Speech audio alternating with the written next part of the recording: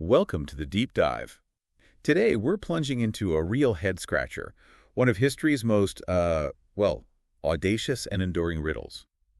The D.B. Cooper sky heist. Right. It's a story that almost sounds like fiction, doesn't it? But it absolutely happened. Exactly, and it's not just about the crime itself. No, it's this massive case the FBI chased for, 45 years? It really makes you think about, ingenuity, survival. And how someone could just vanish perfectly. Precisely. So our mission today really is to dig into the details for you. Go beyond the basic story, look at what the investigation found or didn't find. And explore those questions that still hang in the air after all this time.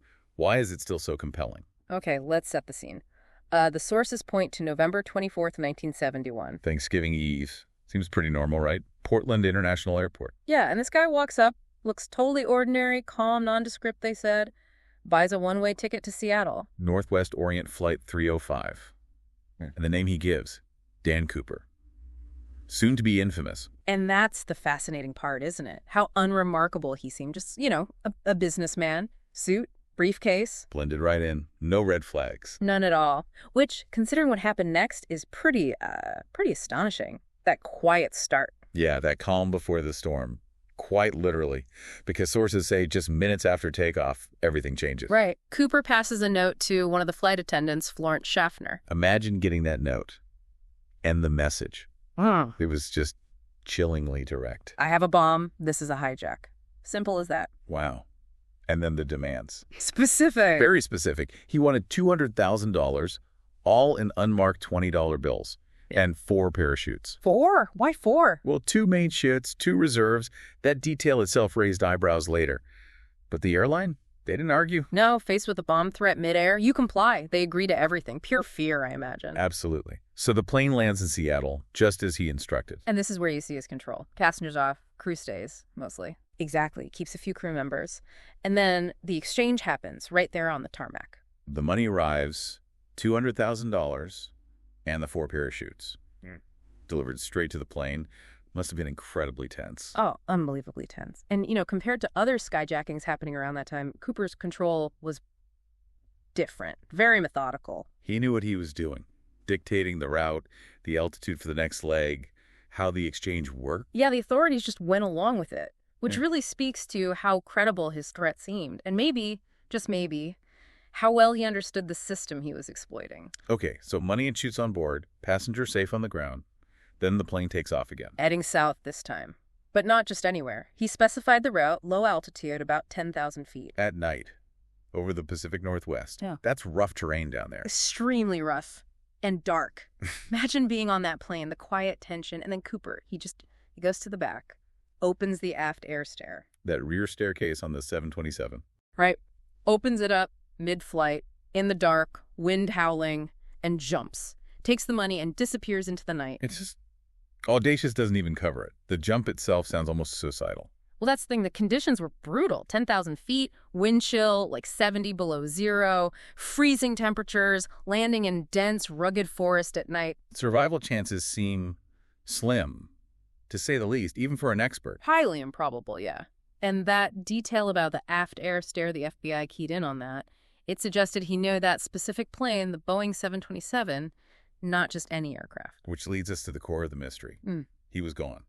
Just completely vanished. Utterly. Our sources are clear. No D.B. Cooper was ever found. No body. No parachute. And almost none of the money initially. It was like he just evaporated. And that kicked off this legendary FBI investigation, or NORJAC, they called it. 45 years they kept that case open. One of the longest, most exhaustive investigations they ever ran. But the problem was there was so little to go on. Right. No real physical evidence left behind. Hardly anything useful. No clear fingerprints, just this generic composite sketch of the man.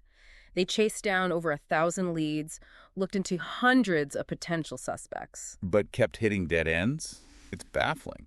You mentioned the money, though. That was supposed to be the key, wasn't it? The serial numbers? Yeah, I remember hearing about that. They tracked the serial numbers on those bills. Exactly. That was their best shot, probably. They sent lists of those serial numbers out everywhere. Banks, businesses, you name it, hoping some of it would turn up. And did it? Well, yes and no. A tiny bit surfaced. Much later, in 1980, 9 years after the jump. Really? A young boy, Brian Ingram, found 3 bundles of the cash, pretty deteriorated, buried in the sand along the Columbia River. About $5,800. Wow. So that proved something. But what? It proved the money was definitely from the hijack, the serial numbers matched, but it didn't really solve anything. If anything, it just added more questions. How did it get there? Did Cooper lose it during the jump? Did he bury it? Did he die nearby? Exactly. It confirmed part of the story, but gave no real answers about Cooper himself. His fate, his location, still a total mystery. So after all that time, all that effort, even finding some of the money, Yeah. it's still completely unsolved. Completely. Which leaves us with those same fundamental questions, right? Who was Dan Cooper? Was that even his real initial? Did he somehow survive that insane jump against all odds? Or was it, I don't know, part of some bigger plan?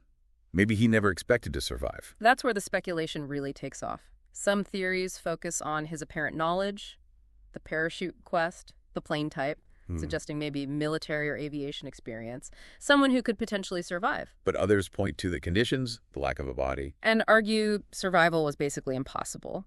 Maybe the money washing up was just a random event washed downstream years later, and the fact that nobody could ever definitively identify Cooper. Despite decades of looking. Right. It just makes the whole thing more impenetrable. So, quite a story.